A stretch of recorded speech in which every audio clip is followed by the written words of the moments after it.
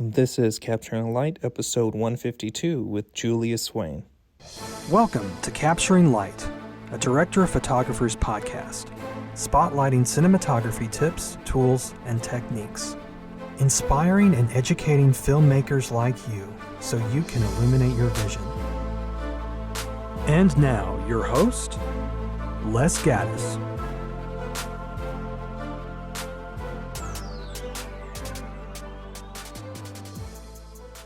Welcome to the Capturing Light podcast. I'm your host, Les Gaddis, and today I am talking to Julia Swain, a cinematographer that is, first off, amazing. I really enjoyed the conversation. We talked about a new movie that is out, Scrambled. You should really check it out. We talk about her journey in the industry. We talk about just women in film. We go a lot of different directions. So it was a really great conversation. So here is that conversation with Julia Swain. All right. So I want to thank Julia Swain for coming on the Capture Light podcast. How are you doing? Good. Thanks for having me. Yeah. I'm excited to talk with you finally and officially, because I feel like we've been following each other for a while, or at least I know I've been following you. I've been following But yeah, I'm excited to talk about the project that we're going to discuss. But let's start with how you got into the film industry. Yeah, I have always wanted to make movies. I really never pursued anything else. I think my parents were really enthusiastic audience members and fans of cinema, so I was exposed to a lot of movies growing up and was really enamored with the magic that I didn't understand that took to make them and just wanting to be a part of that. So I truly have never done anything else. I worked in a movie theater at 15. I worked in news while I went to school for film because it was the only production job near my tiny town in the middle of nowhere. Like I did anything I could to just make visual images. Thought I wanted to edit because like Adobe Premiere was, I don't know if it was brand new, but it was like, in a smaller set of software, but you could edit digitally and all this stuff was happening. And but quickly figured out that cinematography was like the best job. So went after that. Went to UCLA for cinematography specifically. And yeah, now shoot features and commercials and music videos and things, and truly never cared to try anything else. Awesome. So once you graduated from school, did you just jump right into the market as a cinematographer? Like, what was that transitional period between school and working? Yeah, it was tough. Like I definitely wasn't in a situation where I could say no to things. I had to take whatever I could. I didn't really crew. Like I would operate for friends, which was great because you could, the tricky thing is you don't see other cinematographers work. You're rarely exposed to watching another DP do their thing. Right. I think that was a cool aspect of UCLA is we had, Mandy Walker and all these amazing ASC DPs come in and work on our stages, and we crewed for them and watched them do their thing, and they'd be with us for a year and they'd come in over the course of a year and do this stuff. So that was really cool. So I would operate sometimes, but it was tough. I did a lot of things I didn't want to do as a DP just to be a DP because I didn't want to be making money doing something else. Like if I could be on set, that's where I wanted to be, to put food on the table and keep perfecting what my voice and learning more about myself on set. So yeah, it was a lot of like shorts and tiny projects where I was making very little money. I would operate. I taught a little bit, UCLA Extension. Like I did anything cinematography related to try and make money. So it took a while to get to here. It's definitely Right. a marathon for sure. Right, for sure. And did you have any mentorship throughout any of your either schooling or afterwards? Yeah, I would say, Johnny Simmons and like all the really generous DPs, Q Tran, all these amazing cinematographers they were watching my journey and definitely, but I didn't like shadow anyone or do Mm-hmm. anything. That makes sense. But I definitely had support and, sent scripts and connections and things like that. And I felt like I had a good community around me to ask questions and, Right. including the DPs coming up, I feel like you gain so much from each other too, even Mm-hmm. if not, decades ahead of you or whatever. So Yeah, for sure, for sure. That's awesome. And cool that you mentioned Johnny, because I did the ASC mentorship, yes, um, and that was I think in 21 or 20, and he was my mentor for that yeah. year. Yeah, yeah. Best. So, His um, photos may or may not be in my house hanging in my room. right. And he taught at UCLA. He was like, he had the best class. So he Hmm. like, yeah, that was really cool. He was an amazing, teacher and so that was really nice to stay with him after school in a way. Right. Awesome. So, going into is Scrambled your first feature, or have you like as a cinematographer, or have you like what's the process in between, I guess, working and then getting to Scrambled, which we'll talk about in a little bit. Yeah, so no, Scrambled is maybe my eighth Oh feature, my gosh. seventh or eighth. I don't know. I have to count. Yeah, it's tough. Like there's features I did right after school that didn't get finished, or like there's stuff that doesn't really count that I can't really show because it's out of my hands. Right. Um, no, I've done a handful of features. Um, Scrambled is, I guess, the one that's going the furthest in terms of theatrical release, and it's kind of like exciting now because people can actually go buy a ticket to see it. Right.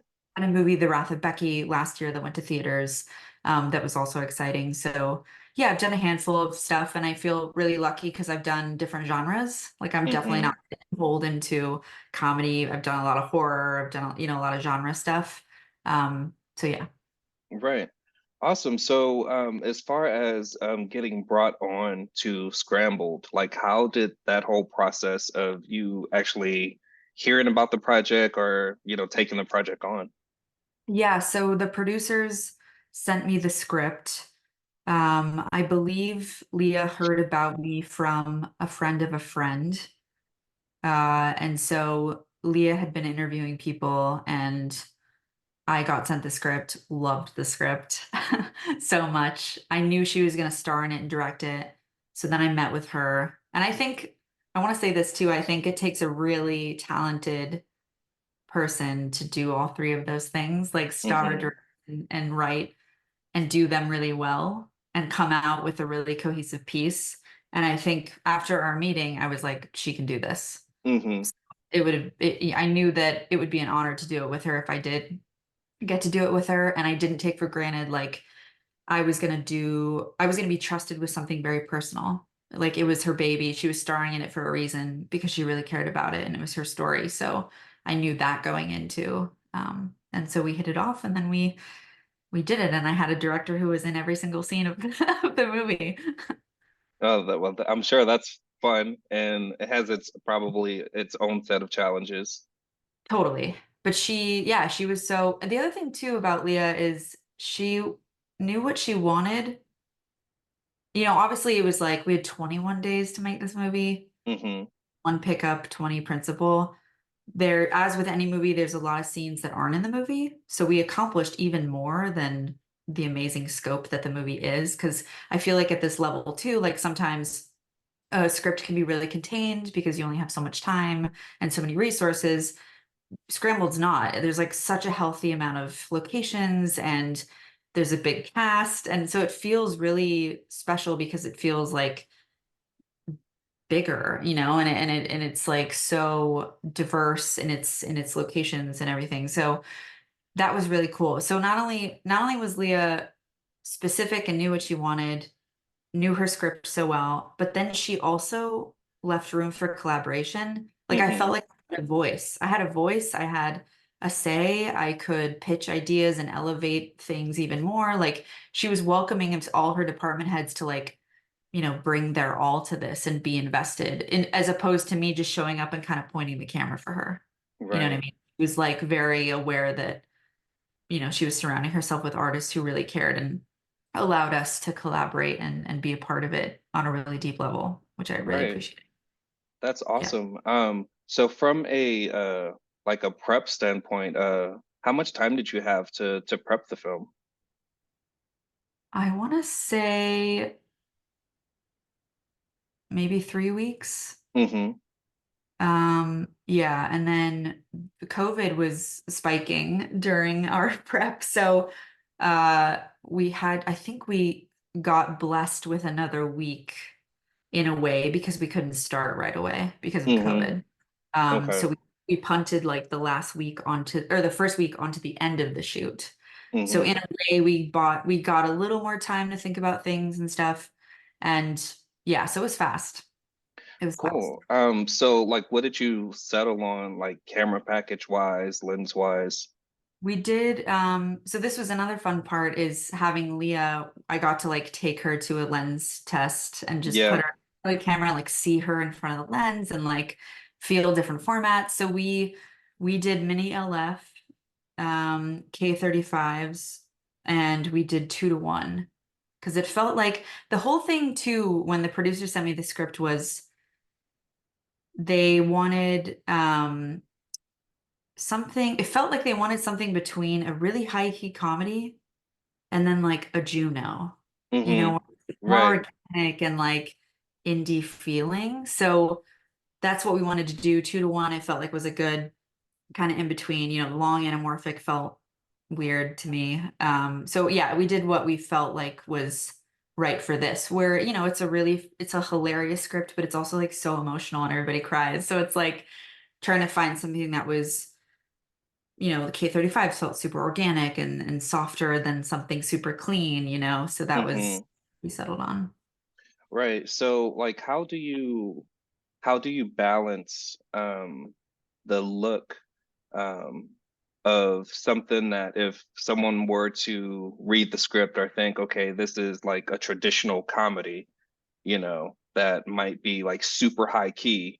But again, you're talking about like an indie, like or a Juno, where like when I was looking at it, and if people watch the trailer or what, you see like beautiful, dramatic lighting that feels like it just feels right, Like how Yeah. did you come up with like I guess marrying those two looks to kind of not necessarily be so traditional based off of a genre. Yeah, it's a great question. Um, I think, well, I'm all about contrast. So Hmm. I think it lent itself to my natural instincts of what I think looks good, which is having a really beautiful ratio on the face, not filling in too much, kind of letting the space fill in and not having to like supplement a bunch of fill. Right, Um, Yeah, I think just I was very aware of like where units were and not wrapping too much and but still being flattering. So I think it was like a lot of soft lighting, but very directional and intentional, if that makes sense. Like I wasn't lighting the entire set. Like I was and I wasn't. Like the wedding stuff, there's a scene, it's in the trailer too, where she gets slapped when she hmm says when she says her age, because she's so old. And that made like me feel that, old. I know.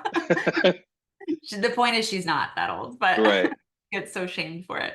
But that room, one interesting story about that is we lost our whole wedding venue. Like we had two wedding scenes. There's a wedding at the very end of the movie, and there's a wedding at the very beginning of the movie. And we had a lot of like bridal suite.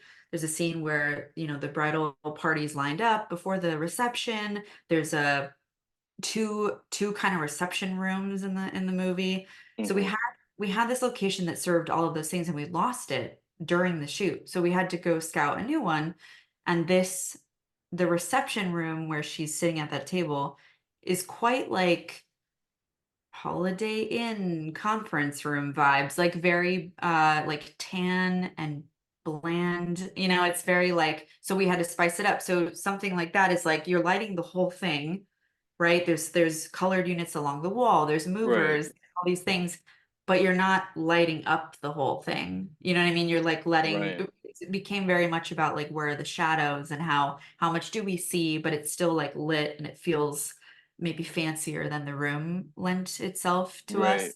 Um, Which is so yeah, interesting because, like, I mean, when I was watching that part, like, I was, I guess, so invested into her as a character. And I Yeah. just like, going from one of the first scenes of her talking to the bride to outside, in the reception, like by that time, I feel like between the acting, between the look of the, like, you're already like sold in, like, okay, I want to know who this character Yeah. is. And like I would have never thought that, you're like, hey, like this was, in this room that I had to kind of create. And I mean, that's so much of what a cinematographer does.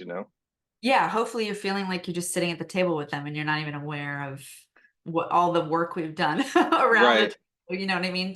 Yeah, so I think that's interesting too, going into the look, and not, because a flat comedy, that room would probably be brighter, you know what I mean? She'd have Hmm. more fill, you'd have Right. the tables around them would be brighter, like you wouldn't let it be so about their table in a way. Hmm. So I think it was about that. It was like really going into a space. And I didn't, even in her apartment, there's montages where she's like selling clothes to make money.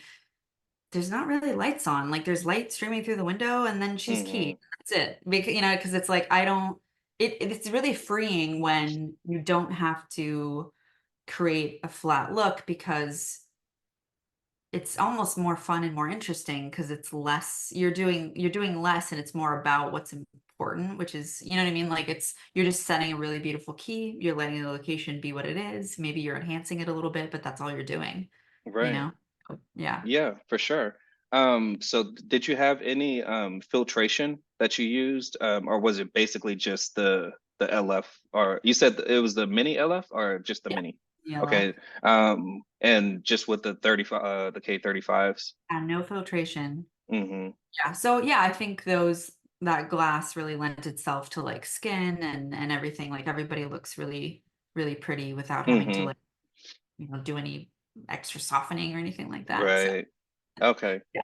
Cool, cool. So from like a lighting standpoint, um, like how closely were you working with your gaffer, and like was it from like a crew size? Did you have a fairly large crew? Was it, I mean, you're talking about like on the tail ends of a heightened COVID situation, so probably minimal. Like how was that whole like working relationship with your crew?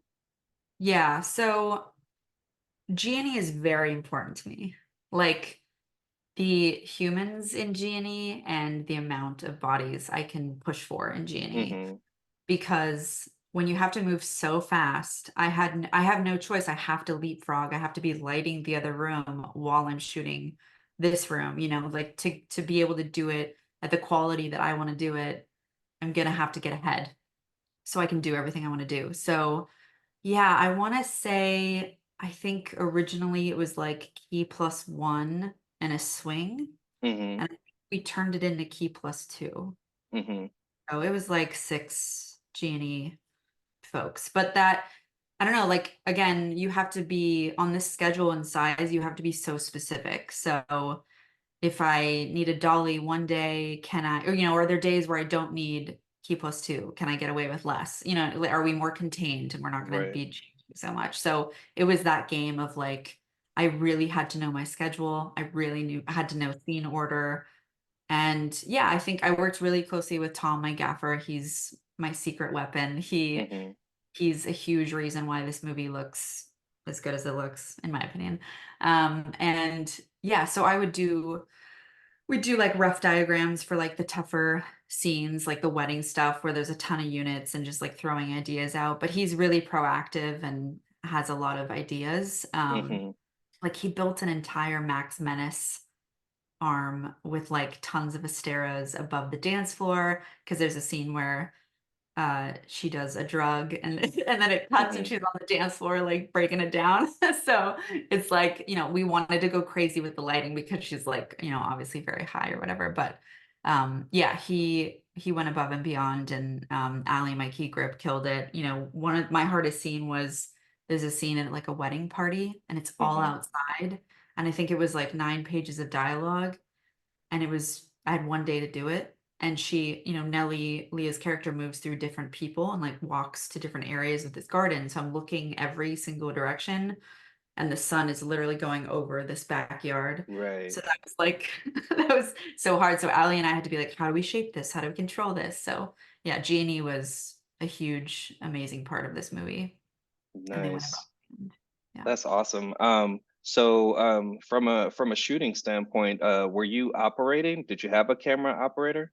I was operating. Most days were single camera. I did have a B camera on like there's family dining scenes, so I didn't want, Leah and I talked about the importance of a second camera to not be so locked in with performance. And Mm-hmm. we also wanted to, because there's a lot of like her and dad, her and brother, where you want to let them step on each other's lines and like improvise, you know what I mean? So we did some of that, and James Marin and then a few other really great operators came in depending on the day when I had B camera. I think B camera was only like 4 or 5 days though. Mm-hmm. And then there's a little bit of Steadicam where James was Steadicam. Okay. But Um, so throughout the entire production, whether it was on camera or something behind the scenes, is there like a moment that stands out to you that was just like, man, this was such a beautiful moment, inspiring moment, one of your favorite moments on the entire like Scrambled production? I know that's a big question, but totally, there's so many, which is I feel really lucky to feel and say. I thought about this. I can't talk about the scene because it's like a spoiler, but mm-hmm, there's a storyline that isn't revealed in the trailer that's really important. And there's a scene where Nellie goes somewhere and sees something from her past, like 2/3 of the way in the movie. And that moment gets everyone when they watch it. And while we were shooting it, I was like, wow, that was one of those where I was like, this movie has so much depth and so much emotion and has so much to say. Um, that was one of them. And there's also, I'm gonna name a couple because I can't choose one and I mm-hmm, can't really say much about that one. But right, Leah's also really great at, and she knows this. She's really good at writing like beautiful monologues where mm-hmm, it's like, a character's kind of telling all how they feel and stuff. And there's one where Nellie is sitting in like a support group and she's there to support a friend. She's not really there to like talk about her feelings, ends up mm-hmm, about her feelings. And there's a great oneer. Again, it was, I don't know how long the monologue was, but it was quite long.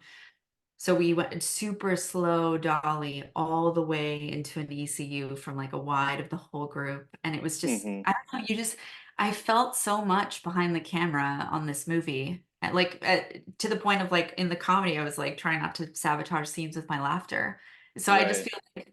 I feel like moments like that where I saw the depth of her character and her as a storyteller, I think those were moments where I was like, wow, this is incredible. And this is why I do what I do. And That's awesome. sure enough, I feel like it translates to the movie. When you watch the movie, you feel what I felt behind the camera, which is so amazing. Right. So here's a question that I'm thinking of that I feel like a ton of listeners um, would benefit from, being that on an indie level, usually you have, you know, a lot of people wearing different hats. So in this case, where you have a director in every scene, like how do you, like as a seasoned cinematographer, like maneuver that and balance that and like help in areas, kind of back off in other areas, like what, like because some people they're like, oh well, I'm working with this first time director that is the main character, what should I do, like how do I. Yeah, totally. I think so, the DP and the AD like run the set, right? Like Hmm. we're moving it along, we're banging out all the shots. And I think it was really important for Eden, the first AD, and I to have Leah's back. So Eden was doing it from, watching performance a little bit, just like making sure, asking questions to Leah to make sure she felt good. running production. I was running crew. Obviously, Leah didn't have time to watch playback ever. So Right. it was one of those things where we prepped really hard. And Eden would, Leah and I would laugh because Eden was very invested and specific and would make us do these Zoom meetings where we'd go through our shot list every single day. We'd go through every single shot and go through it with Eden. So Eden knew exactly what we wanted to do. And of course, we can pivot and be spontaneous because that's the nature of filmmaking. But Mm-hmm. she knew at least the plan going in. So together, Eden and I had Leah's back from a schedule standpoint, from a coverage standpoint, like everything we knew we wanted to get.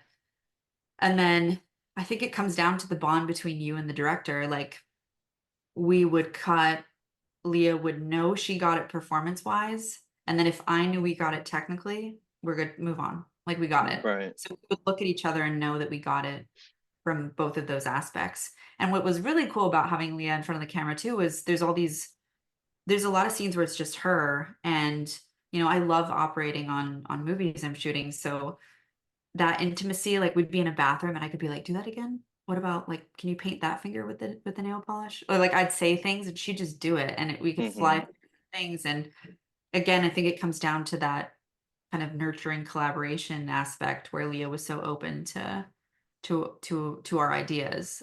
So I think it's just like being hyper aware, like our jobs are already that, you want to have Mm-hmm. opinions and look at the frame and make sure you're getting and asking yourself questions, but it's just kind of another level when the director's not at the monitor, you know? Right. Yeah. And I mean, there's such a level of trust that, like they have to have in you, you have to have in them. And Yes. like you said, that just intimate relationship of just being able to, like really not only trust but communicate and talk through. I mean, that's awesome. Yeah, totally. Yeah. And I think too, like when I pitch an idea to any director, I have a good reason to pitch it, but I'm also willing to like step down, right? Like and it comes from just like you want to make sure that you guys are thinking of everything and if you feel something, you're communicating it, just so you can kind of like express those things to the director. Because I think once your actors get in front of your lens, you feel things and you're like, actually, I want to be close or I want to be wide or you just react. So you want to like make sure you have a space and a leader that you can say that stuff to. Right, for sure. So kind of shifting gears to the post side of things, were you heavily involved in the post? Did you attend any color sessions, or was it just like once you got it shot, then you're on to kind of the next project? Yeah, like with any movie, it's like we wrap, I go away and do other things. And then, yeah, I came back for color. So we did color, they dropped VFX in, we checked, I try to help be eyes on like VFX. There's a lot of phone stuff and a lot of little tweaks there. So just making sure those are good and then that's it. That's all I get to do. Awesome. So let's talk inspiration. Like, how do you get inspiration? How do you stay inspired? Oh, in general? Just in general, yeah. Yeah, totally. I feel like I am someone who has a really deep gratitude for life and Hmm. just, having been lucky enough to live this long and experience the world for this long, just like I am really aware of like other artists and I make it, a priority to consume art in all forms, especially visual art, but just like I'm constantly watching films, going to museums. I also love to just like meet other artists and understand what they go through and how they get inspired and why they do what they do. So I think it's just like consuming art and living life to the fullest. I think it's never been hard for me to stay really motivated and inspired because I think this really is the best job in the world to Hmm. me. So I think like I'm so privileged to be able to do it and um, yeah, I'm like naturally surrounded by amazing artists and DPs doing amazing work. So I think it's Right. very easy to be like, wow, this people are making some really cool stuff. Right. Awesome. If someone watches, like Scrambled and then they're just like, they look you up and they're like, oh wow, like I want to be a cinematographer and I'm just starting out in school and maybe I switched from, accounting to, film. Like Yeah. what advice would you give to that student or that person that kind of sees your work, is inspired by it and wants to do the same? Yeah, I would say it is tricky in the beginning. I think you can't, a lot of us can't necessarily choose or curate our work to what we want it to be in the future. But I would say, as much as you can, whatever you take on, even if it's a student film, make sure you can invest in it. Like, make sure you really care, because I feel like when we really care about something, and the whole like caring too much or whatever, that's a whole nother conversation. But when you really can get invested in the characters and the story, and you resonate with it, I think your work is just the best it can be, and even if you take something on that you're not excited about or you don't really, resonate with, you have to give it your best. You have to give 110% to anything you sign up for. It doesn't matter, how much you're getting paid, or, whatever, who's involved. But I think the more you can really have a connection with the work, and as much as you can, naturally champion the filmmakers that are telling it with you, if you really believe in them, your work is going to be the best. And that's like a really amazing feeling. So as much as you can, sign on to things that you really love, I would do that. Yeah, yeah, for sure. Awesome. Well, that's awesome advice. How can people keep up with you? Like, what's the best place to kind of follow your journey, follow what you're up to? I Um, really, I really only have Instagram. So okay. yeah, it's just my name, and then, my portfolio is on my website. But Okay, and yeah, your website is your full name or? yeah, .net, juliaswain.net. Okay. Awesome. Well, Julia, thank you so much for taking a little bit of time and talking about your career, talking about Scrambled. I look forward to seeing all the amazing things that you continue to do and keep following your journey. So I really appreciate it. So again, I want to thank Julia for coming on the Capturing Light podcast. Be sure to follow her. Go to her website. She has a bunch of work that you can look on her website and see. Yeah, and follow her on Instagram. Keep up with what she's doing, because she is definitely killing it in the game. If you have any questions, feel free to reach out to me at Les Gaddis on Instagram. You can send me an email, les@gaddisvisuals.com. And that's all I got for this episode. It was a good one. If you're listening to this and you haven't subscribed, then make sure you do that. And I appreciate you, as always, and I'll catch you in the next episode of Capturing Light. Thanks for listening to Capturing Light with Les Gaddis, a director of photographers podcast. Inspiring and educating filmmakers like you so you can illuminate your vision. A Gaddis Visuals production.